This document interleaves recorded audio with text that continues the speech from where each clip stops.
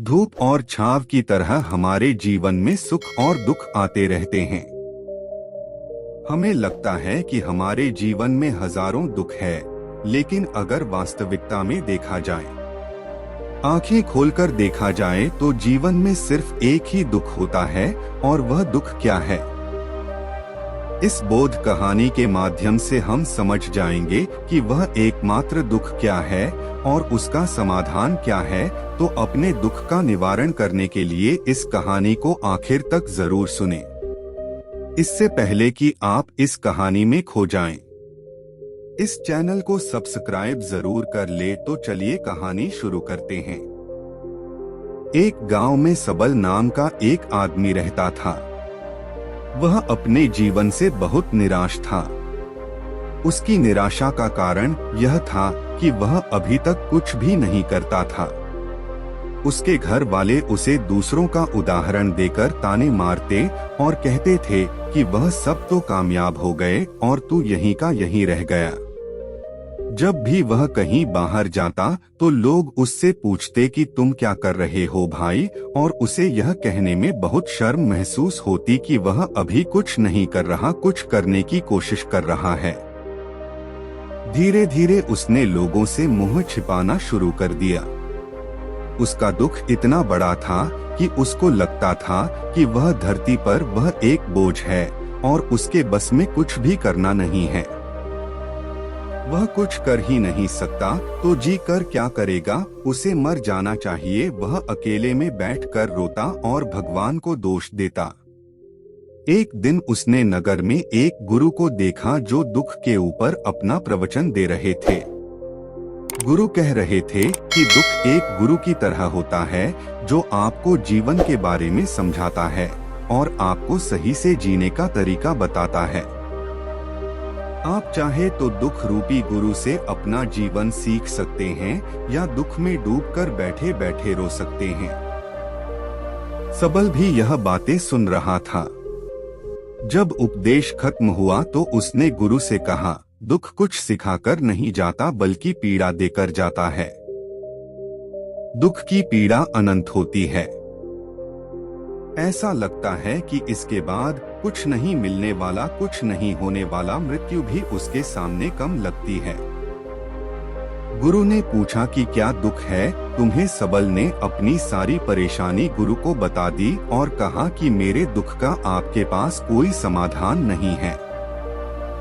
गुरु ने मुस्कुराकर कहा कि जब तुम्हारे जीवन में असली दुख आए तभी मेरे पास आना, मैं उसका समाधान अवश्य करूंगा। यह कहकर गुरु वहां से चले गए। सबल ने सोचा कि क्या मेरा दुख असली नहीं है? क्या यह दुख जो मैं झेल रहा हूँ दुख नहीं है?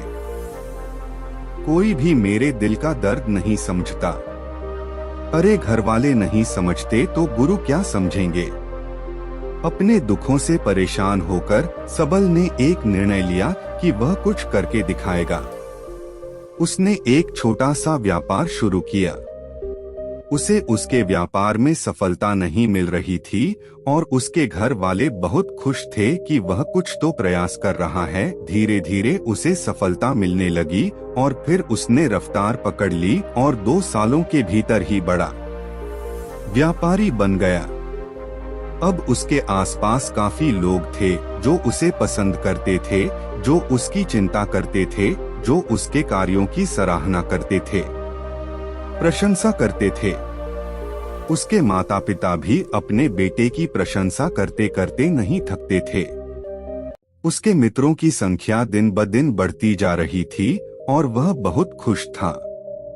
फिर उसके कुछ दोस्तों ने उसको सलाह दी कि उसे अपना व्यापार अब और बड़ा करना चाहिए।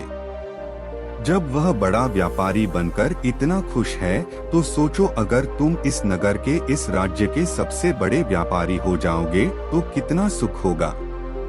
तुम्हारे पास कितने लोग तुमसे जुड़ेंगे, कितना यश तुम्हारा फैलेगा।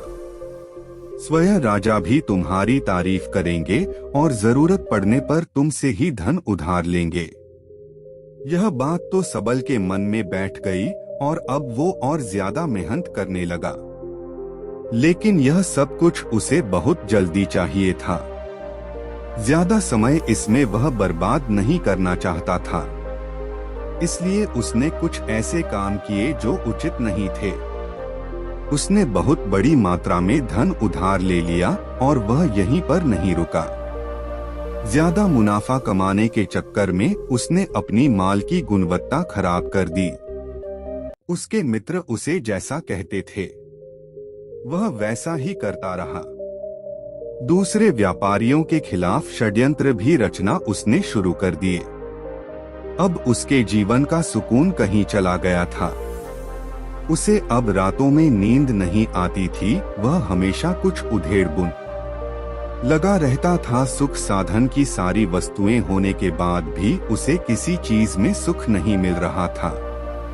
एक दिन सबल अपने रथ में बैठकर एक मार्ग से जा रहा था। रास्ते में उसने उसी गुरु का आश्रम देखा। गुरु के पास पहुंचा और कहा, गुरुदेव, आपने कहा था कि असली दुख हो तो ही मेरे पास आना। मेरे जीवन में बहुत दुख है, मैं रात को सो भी नहीं पाता हूँ। सबल गुरु को अपनी सारी बात बताता है। गुरु ने कहा कि जब तुम पहली बार मिले थे तब भी तुम किसी दुख में थे। उस दुख से तुमने क्या सीखा? सबल ने कहा, मैंने सीखा कि केवल सोचने मात्र से कुछ नहीं होता। अपनी सोच को साकार करने के लिए कर्म करना पड़ता है और केवल कर्म करने से कुछ नहीं होता। कर्म को अंतिम पड़ाव तक ले जाना आवश्यक होता है।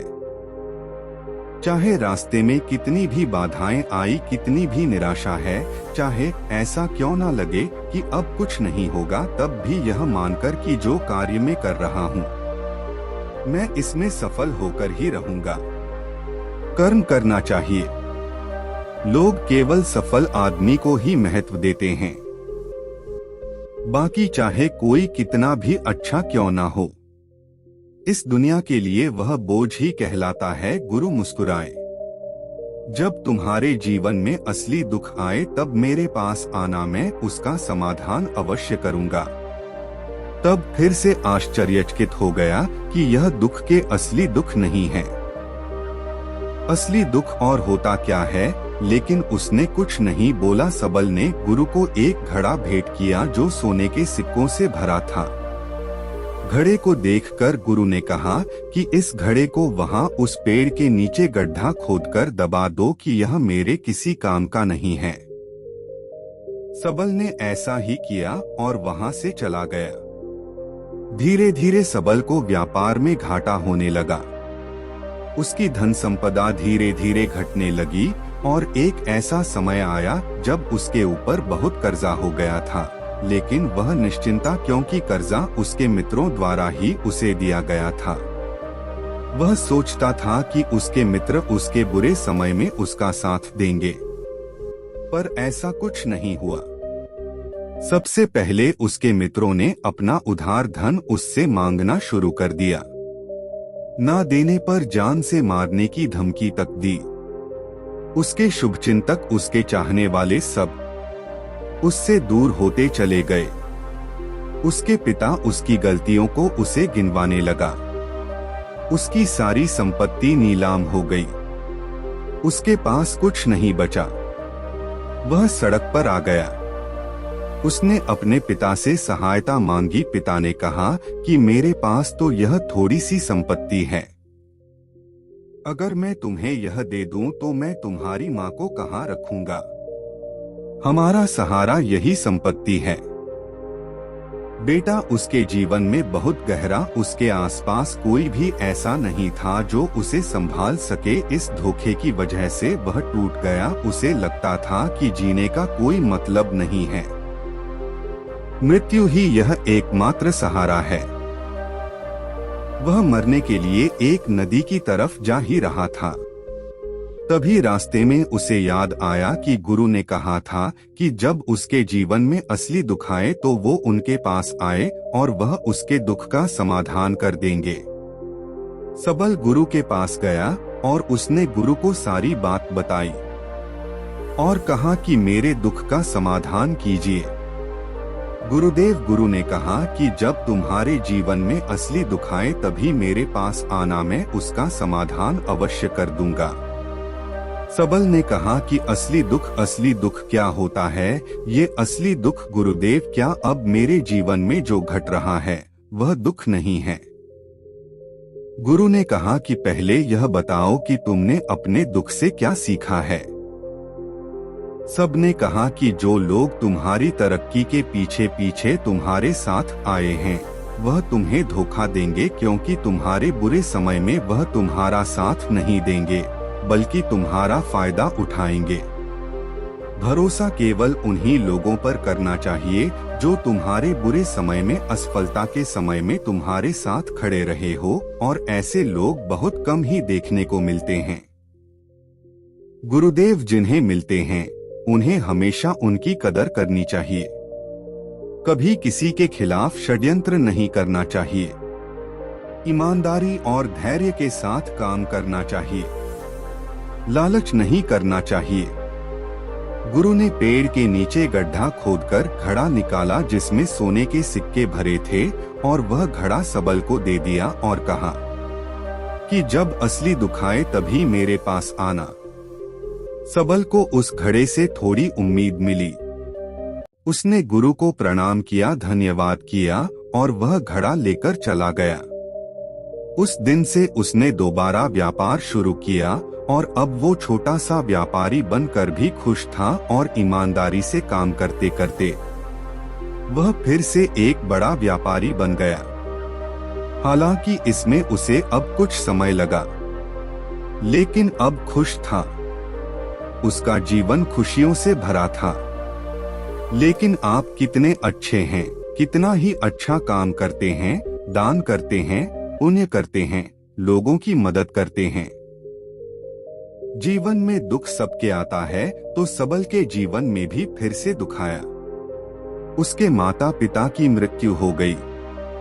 वह दोनों एक ही दिन मृत्यु को प्राप्त हो गए।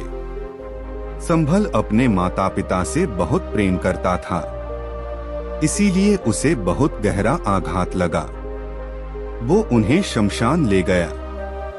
वहां पर उनकी अंतिम क्रिया की सबल ने जब उन्हें चिता में जलते हुए देखा तो उसका मन बेचैन हो उठा। उसके मन में हजारों सवाल खड़े हो गए। वह घर वापस आया तो उसने अपने माता पिता की संपत्ति को देखा जिसके लिए वह हमेशा लड़ते रहते थे। आज वह लावारिस की तरह पड़ी थी। उसकी देखरेख करने वाला, उसे देखने वाला कोई नहीं था। उसके पिता ने जो में इकट्ठा किया था सब यहीं पर रह गया था। एक दिन पहले तक भी वह अपनी संपत्ति के लिए किसी से भी लड़ने के लिए तैयार थे, लेकिन आज सब कुछ खत्म हो चुका। उसका मन बहुत बेचैन हो रहा था।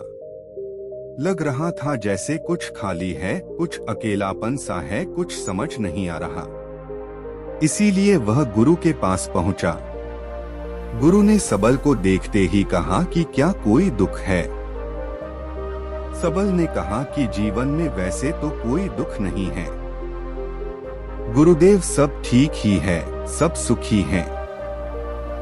पर आज मेरे माता पिता की मृत्यु हो गई और मेरा मन बहुत दुखी है। गुरु ने कहा कि इसमें दुखी होने वाली क्या बात है? एक दिन तो सबके प्रियजनों को मर जाना ही है। जीवित तो यहाँ कोई नहीं रहा और ना ही कोई रहेगा। तुम भी एक दिन मर जाओगे। हो सकता है कल या आज क्या कहो तो अभी भी तुम मर सकते हो। सबल ने कहा कि गुरुदेव आप यह क्या कह रहे हैं?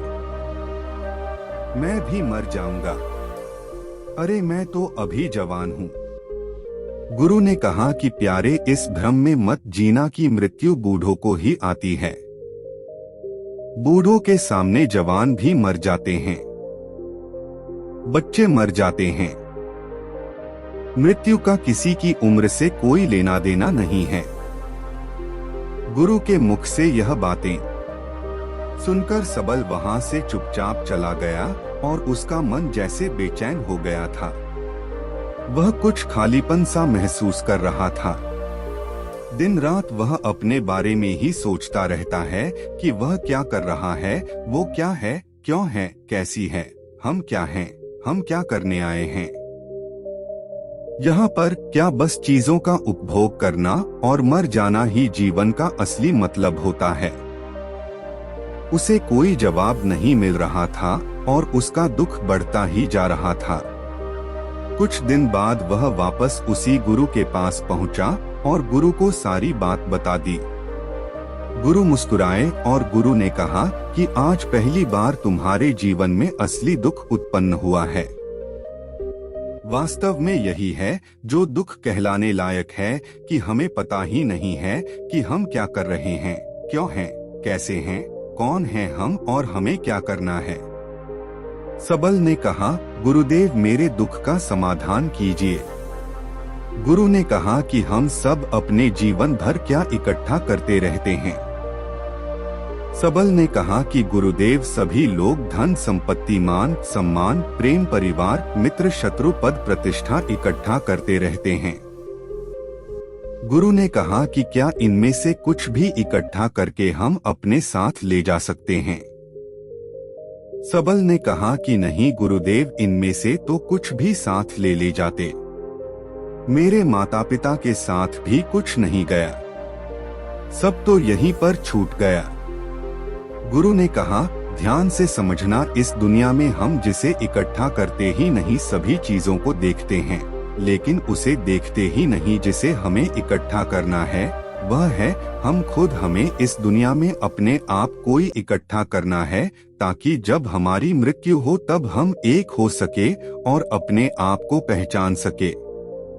हम बटे हुए हैं प्रेम में, नफरत में, क्रोध में, क्रूरता में, धन में, संपत्ति में, पद में, प्रतिष्ठा में, सम्मान में, पहचान में, धर्म में, जाति में, दूसरों को लूटने में और अपने आप को लुटाने में और ऐसी हजारों लाखों वासनाओं में हम बटे पड़े हैं। हम टुकड़ों में जीवन जी रहे हैं। हमारी चेतना कभी भी एक नहीं हो पाती। हमारी ऊर्जा शक्ति बिखर गई है, इसीलिए हमारे पास इतना भी समय नहीं है। क्या इतनी भी शक्ति नहीं है कि हम मुड़कर अपनी ओर देख सकें? वास्तव में लोग जिंदगी भर जीने दुख दुख कहकर चिल्लाते रहते हैं और उनका समाधान खोजते रहते हैं। उन्हें उनका समाधान कभी मिलेगा ही नहीं, क्योंकि जिन्हें वह दुख कहते हैं वह तो दुख है ही नहीं। इसीलिए यहाँ किसी को कभी उनके दुख का समाधान नहीं मिलता। वह बस एक परिस्थिति से छूटकर दूसरी परिस्थिति में फंस जाते हैं। जैसे वह पहली समस्या में रो पड़ते थे, वैसे ही वह दूसरी समस्या में रो पड़ते हैं। हमेशा ही एक समाधान नजर आता है, वह है मृत्यु, पर वह भी कोई समाधान नहीं है। इसीलिए इन सब का अगर परम समाधान चाहिए तो अपने आप को इकट्ठा करो, अपनी ऊर्जा को इस संसार से वापस खींचो, उसे एकत्रित करो, अपने ऊपर ध्यान दो, अपने पर ध्यान लगाओ। मृत्यु से पहले अपने आप को पहचान लो। ऐसे ही बिखरे हुए मत चले जाना। सबल ने कहा, तो क्या गुरुदेव हमें यह संसार छोड़ देना चाहिए? अपनी इच्छाओं को मार देना चाहिए? धन संपत्ति इकट्ठी नहीं करनी चाहिए? क्या हमें यहाँ किसी से प्रेम भी नहीं करना चाहिए? गुरु ने कहा, तुमसे इच्छाएं, कामनाएं और वासना ऐसे ही निकलती है जैसे पहाड़ से कोई पत्थर गिर रहा हो जिस पर पहाड़ का कोई नियंत्रण ही नहीं है। सिवाय देखने के और परेशान होने के, जब तुम एकत्रित हो जाते हो तब जो भी तुम करते हो वह सब नियंत्रण में रहता है। तब इच्छाएं भी तुम्हारी इच्छा से निकलती है। सबल ने कहा, गुरुदेव आपने मेरे सच्चे दुख का निवारण कर दिया है, आपका बहुत आभारी हूँ। अब मैं अपने आप को ही एकत्रित करूंगा गुरुदेव। मानव शरीर में बहुत ऊर्जा है, बहुत शक्ति है और वह बेकार की चीजों में बटकर रह गई है, व्यर्थ की चीजों में लगी रहती है। दोस्तों, अक्सर हम ऊपर वाले से सवाल करते हैं कि हमारे जीवन में इतने दुख क्यों हैं। हम सभी के मन में यह सवाल उठता है और इसका जवाब है कि वह परमात्मा हमें उस परम दुख तक ले जाना चाहता है, उस सबसे बड़े दुख तक ले जाना चाहता है, जहां पर हमें पता चल सके कि इंसानी आत्मा का असली दुख क्या है। और वह दुख है अपने आप को ना पहचान पाना, अपनी शक्तियों को ना पहचान पाना, अपने आप को इकट्ठा ना कर पाना, अपने आप पर नियंत्रण ना कर पाना। हमारे जीवन में यही दुख होता है। लेकिन इस दुख को ना देखकर हम सभी प्रकार के दुख देखते हैं, लेकिन इस दुख पर हमारा कभी ध्यान ही नहीं जाता। और वास्तव में होना यह चाहिए कि जब हमारे जीवन में दुख आते हैं तो हमारी सोच वहां पर जाने चाहिए कि मैं क्या हूं। और जब ही एकमात्र दुख आपके जीवन में आपको नजर आता है, तब आप ध्यान की तरफ बढ़ते हैं, तब आप अपने आप को खोजने की तरफ चलते हैं। तो दोस्तों, कैसी लगी आपको यह कहानी? कमेंट सेक्शन में जरूर बताना। और अच्छी लगी तो इस चैनल को सब्सक्राइब करना ना भूले। तो मिलते हैं अगली कहानी में, तब तक के लिए अपना ख्याल रखें।